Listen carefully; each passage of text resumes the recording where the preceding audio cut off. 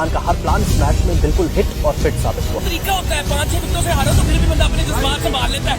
10 विकेटों से जब आप हारते हो ना, then you can't control your emotions, then you can't be controlled।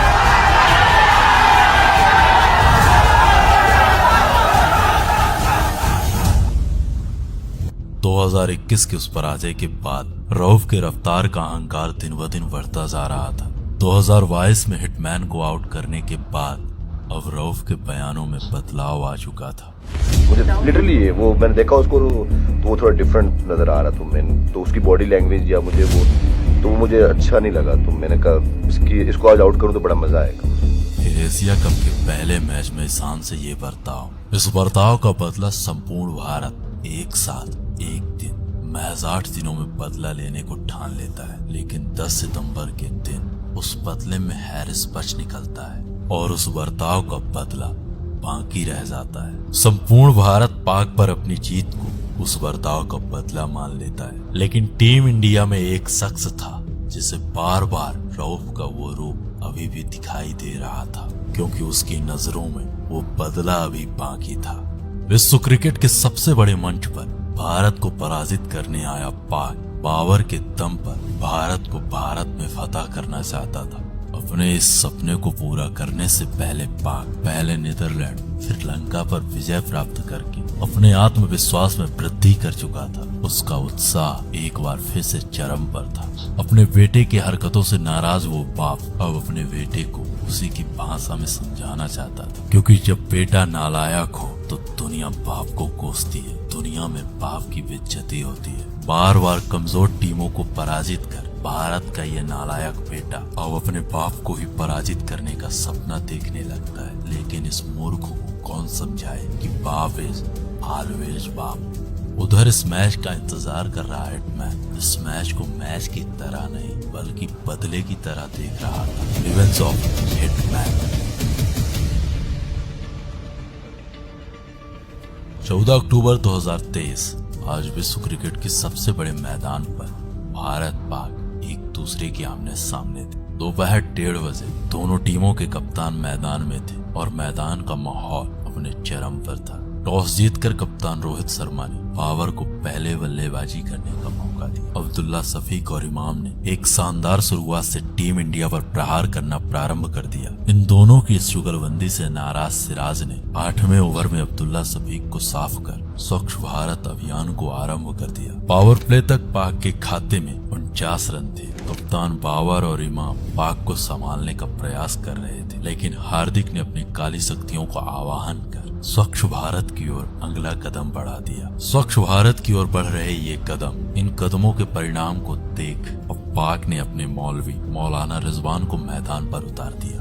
अब पाक के लिए मौलाना रिजवान और मीसू से मंगाया हुआ सस्ता किंग मैदान पर थे। इन दोनों बल्लेबाजों ने पाक के लिए 29 ओवर तक संघर्ष किया। उनके संघर्ष को देख सिराज से रहा ना गया और मियां ने अपने मैजिक से बाबर के टावर को उखाड़ फेंका। बाबर का टावर उड़ता देख मौलाना रिजवान कुछ संभल ही रहे थे कि कुलदीप ने पहले साउद साकिल फिर बुजुर्ग चाचा इफ्ती को पवेलियन की राह पकड़ा दी। चाचा को अकेले जाते थे। मौलाना रिजवान के हालात कुछ ऐसे थे। अभी हम कुछ नहीं बता सकते हैं आपको, हम डिस्प्रेशन में अभी हैं। कोची में है? डिस्प्रेशन में सर अभी। मौलवी साहब की ये हालत देखकर नरम दिल बुमराह ने मौलाना रिजवान को उनके डिप्रेशन से मुक्त किया। 155 पर अपना तीसरा विकेट गंवाने वाली पाकिस्तान 191 रनों में ऑल आउट हो चुकी थी। पाक के एक बल्लेबाज नवाज का बहाना बनाकर अहमदाबाद की बिरयानी खाने भाग गए। ये रहा पाक बल्लेबाजों का बिरयानी खाने से पहले का स्कोर कार्ड। मीसू से मंगाए हुए सस्ते किंग ने पाक के लिए सर्वाधिक 50 रन बनाए। वहीं मौलाना रिजवान ने महज 49 रनों की एक धीमी पारी खेली। टीम इंडिया की ओर से जसप्रीत बुमराह ने 7 ओवर में 19 रन देकर के 2 विकेट लिए। बाकी सभी गेंदबाजों ने शानदार गेंदबाजी करते हुए 2-2 विकेट लिए। टीम इंडिया के सामने 192 रनों का लक्ष्य था। पाक बल्लेबाजों को बिरयानी की इतनी चिंता थी कि वो टोटल 200 रन ना बना सके, लेकिन उसकी निगाहों में बिरयानी नहीं बल्कि पाकिस्तानी थे। इस रंजेस का पहला ओवर बामस्तर आफरीदी के हाथों में था। आफरीदी की पहली बॉल और हिटमैन का ये शॉट सीधा दंदनाता हुआ एक शानदार चौका। फिर अगले ओवर में गिल ने हसन को बिना मतलब में पीटा, जिसके जवाब में आफरीदी ने गिल पर पलटवार किया और गिल को अपने जाल में फंसा लिया। आफरीदी के इस पलटवार से नाराज हिटमैन ने हसन अली को बैक टू बैक 2 चौके लगाए। पारी के 6 ओवर का खेल खत्म हो चुका था, परंतु रफ्तार का अहंकारी रऊफ अभी नजर नहीं आ रहा था। 7वें ओवर में एक बार फिर से हिटमैन के सामने पाक का भागता हुआ स्पिनर शाहीन आफरीदी था। आफरीदी के इस ओवर की पहली ही बॉल पर हिटमैन ने अपने ब्रह्मास्त्र अपने पुल शॉट से स्वागत किया और इशारों ही इशारों में बता दिया, बेटा अगर यहाँ बॉल फेंकोगे तो बाप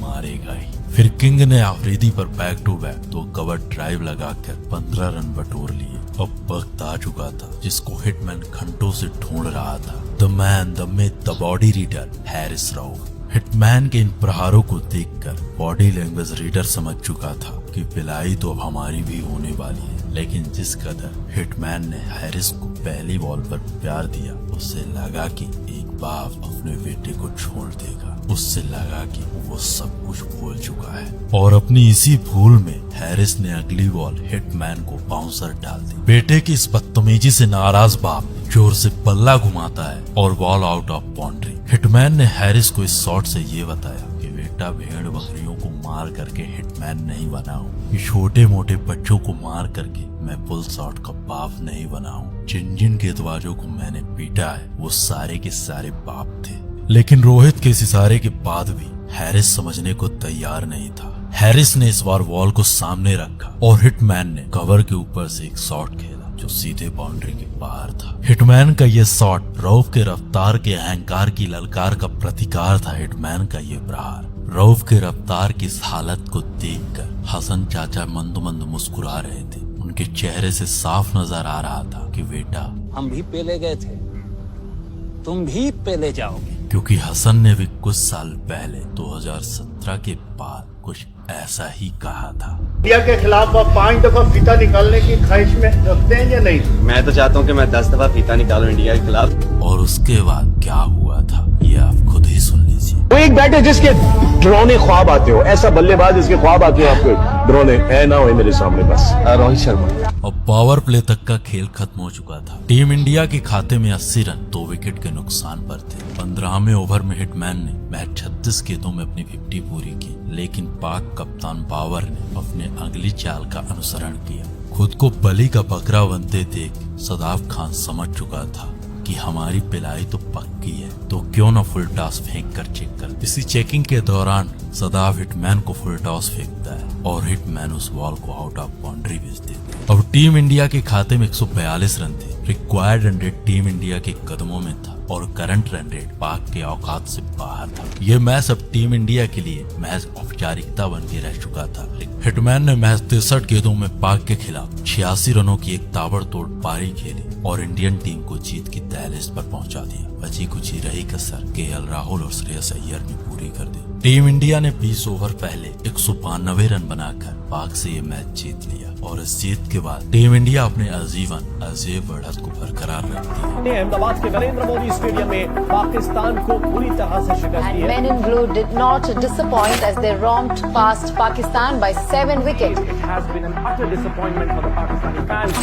8-0 का रिकॉर्ड बन चुका है। पाकिस्तानी टीम इंडियन टीम से क्रिकेट वर्ल्ड कप में कभी जीत ही नहीं पाई। वर्ल्ड कप के मुकाबले में भारत ने पाकिस्तान को हरा दिया। शानदार जीत भारत ने हासिल की है। भारत ने पाकिस्तान को बड़े आराम से शिकस्त दी। पाकिस्तान की सबसे गंदी टीम है, अवामी चूतिया जो इनको देखती है। सीधी बात है, उसमें हम भी हैं। ऐसे ही करते हैं, ठीक है।